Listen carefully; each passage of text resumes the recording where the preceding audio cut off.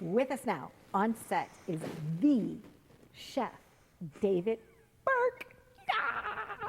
I'm so happy. Okay, so you are what is known as a celebrity chef. How did that whole process start? When did chefs become stars? Early 90s. Okay. In the 80s, the recognition started to go to the great chefs in the big cities, you know, New York and LA and Chicago. I'd say early 80s it started. And then the TV Food Network started to put things together in the early 90s, I guess, and chefs became restaurateurs. Okay. And the interest in food grew really rapidly, and people got to see the performance of what a real chef does. And I think the performance aspect of it on TV and the awards ceremonies started to, you know, replicate that of what an actor did, because you know, there was TV, there was awards, there was recognition, magazine articles, top 10, this and that, and all of a sudden that followed suit and we had publicists, and one of the reasons it happened also was fundraising. Chefs were used to raise money at lots of events because we could sell tickets. If so-and-so was coming, if we had 10 chefs from different cities coming into New York for a fundraiser, the media loved it. Yeah. So I think that the combination of all those things. And that's how we originally met. You were doing a taste of raising money for cancer. You raise a lot of money for a lot of different charities. You still do that. I don't do as many as I used to, because we used to do some of it for the charitable cause, but we used to also do it for our own branding. Mm-hmm. Because it was a trade-off. We never got paid for it, and we didn't get the tax break on it back at a certain point. But now that some of the chefs like myself, we have our own corporations and our own charitable foundations, et cetera. But we did it for various reasons, mostly for the charity. Okay. Most people in the restaurant business are hospitality-driven and givers, and we're usually the first to show up to help in a crisis. So we do a lot. We get asked to do a lot of that because people have to eat. Yeah. Usually these fundraisers are around a meal, right? And wine and this and that. So the wine business is involved in it, and so is the food. So I do quite a bit, and I wish I could do more. One of the things we did share, though, is that now that you're home, is that you're getting to eat your own cooking. Yeah. Those simple meals, and you're looking forward to cooking for yourself. Well, so, David, what have you been making at home? Well, I've never cooked at home. Okay. You know, I started cooking when I was a kid in high school, you know, at restaurants, and became a chef. When becoming a chef, forget celebrity chef. Right. Being a chef was a bonehead move. My coaches and my father and people in my neighborhood were like, you know, why the hell would you want to be a chef? You know, as a career choice, because in the late 70s, being a chef was a service job equivalent to being a janitor or a maid. Okay. You were a servant in a hotel. Type of thing. 100%. Right. And it became a profession in 77 or 78, recognized by the Culinary Institute of America and the American Culinary Federation and the government. So all of a sudden, there became grants, and it became, you know, a lot of guidance counselors, especially in the tri-state area, because the Culinary Institute was there, started pushing this career choice. I had already my mind was made up because I worked in restaurants, that I thought that this was a great way to make a living from a creative standpoint, a camaraderie standpoint, working in kitchens, a sense of gratification and accomplishment on a daily basis. And that's kind of what pushed myself and people of my age into becoming what became the first wave of celebrity chefs or great American chefs. Yes. So timing and desire and passion and dedication had a lot to do, and opportunity had a lot to do with how some of us got there. Now, did your dad ever get an opportunity to like kind of hit you on the shoulder and be like, David, you know what? It's okay that you turned out to be a chef. My dad, God bless, he's still alive. Okay. His name is David Burke, so he's the original. So when I first told him I wanted to be a chef, he looks at me and he says, sit down, right?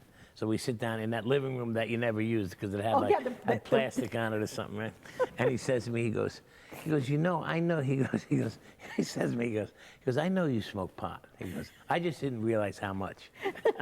That's what he said to me when I told him I wanted to be a chef. Right. He goes, you need to rethink this. Okay. And he tried to talk me out of it. It took him about 6 months of trying to talk me out of it. He enrolled me in some cooking school, like a Williams-Sonoma type thing that was way ahead of its time. I wound up getting a job there preparing all the meals for the cookbook authors. So I really got more exposure, really got fueled to learn more. And then I said, I'm going to Culinary Institute, so I went to CIA. Wow. And that was in 1980. Yeah. So, So now it's okay. I convinced them. Right.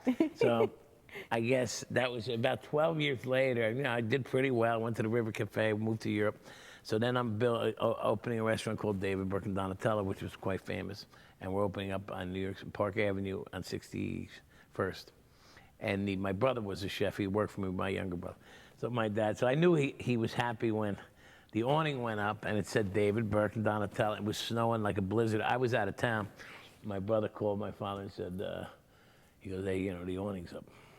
It says David, Burke, and Donatella, and then there's a sign, Park Avenue. And my dad said to me, he goes, you make sure that snow doesn't cover my name. Like I said, when people said, well, you know, what, did you set out to open restaurants? You wanted to be a cookbook author and a teacher? And no, because we didn't know that was available. Okay. Because it wasn't. So there wasn't kind of chefs. It. The people that were, we all, myself, I speak for me, and I probably others, we wanted to graduate the Culinary Institute and be the quarterback of our kitchens. We wanted to be good chefs. We wanted to command our team and get recognition and create. And we wanted to be like the great French masters because we could only see their books. There was no internet, and we couldn't like steal a recipe. If you wanted to learn that, you had to move over there, work for free, which is what I did. Now, your favorite go-to meal at home, though, is salmon? What are you making at home? You know what? What's I in like your eggs. fridge? I eat at home. I'll eat pasta and chicken. I cook pretty simple at home. I've been cooking since the pandemic. I started shooting these videos with a puppet. Okay. Which has been hilariously relaxing and fun and a little stressful. What I learned was how much I love to cook because I never cook at home, and I rarely cook now. You know, I guide people and I teach and I edit their menus and I'm coaching. I'm saying because I have layers of people below me now that know what. You know, let's do a restaurant in this style. Let's do it, and then we'll write a draft menu of 30 appetizers, 30 main dishes, and 20 desserts, and whittle it down to a size. Well, but here's the general playbook, and then we taste and edit and tweak it. So to be home cooking, shopping, which I never do because we buy everything I eat my restaurants and we buy from big purveyors. So to go to like Whole Foods or to whatever Food Town, shopping. Prepping, videotaping with the puppet, rock and roll in the background, and then having it clean, you realize, first of all, how beautiful it is just to cook stuff that's unscripted. And it doesn't matter how it comes out because I'm not selling it, you know, so I can wing it. So what do we have? It's a stone fruit salad with tomatoes. It looks like plums and peaches, arugula, cilantro, pesto, burrata cheese, basil oil, pinch of love in there, David. and there's some steak sauce there. Now, reason we put steak sauce with salad sometimes like that is so you feel like you're eating meat. Oh. Because that has meat, not meat juice, like stock, but smoky char flavors and like horseradish, so that when you eat something that you usually associate with a steak, you almost sends a message to your brain that you're eating some meat. Now, you've got some restaurants. What do you got going on right now? Well, we got one in Long Island at the Garden City Hotel, 2 of them there. We have upstate New York, Saratoga. We have 2 there, the Delphi Hotel and Salt and Char. We have 4 in New Jersey, where I live and where I grew up. We have 4 in New York City, or 1 in Dumbo and 3 in Manhattan. And we're opening in Charlotte next month. Saudi Arabia, we're opening in September, October. Wow. And we have a couple other opportunities in Asbury Park and in other parts of Jersey. So you're sourcing a lot of things locally, too, when you can? You know what? We do it as best we can. Okay. I mean, and if it's economical and it's good, yes. Now, we try to get some of our beef upstate New York. Otherwise, it's Midwest. But when it comes to produce and fish and oysters and shellfish, we try to get stuff from Jersey and Long Island. And you can for the most part. I appreciate you. This was super fun to have you here. Is there anything that I didn't ask you that you want to share with me?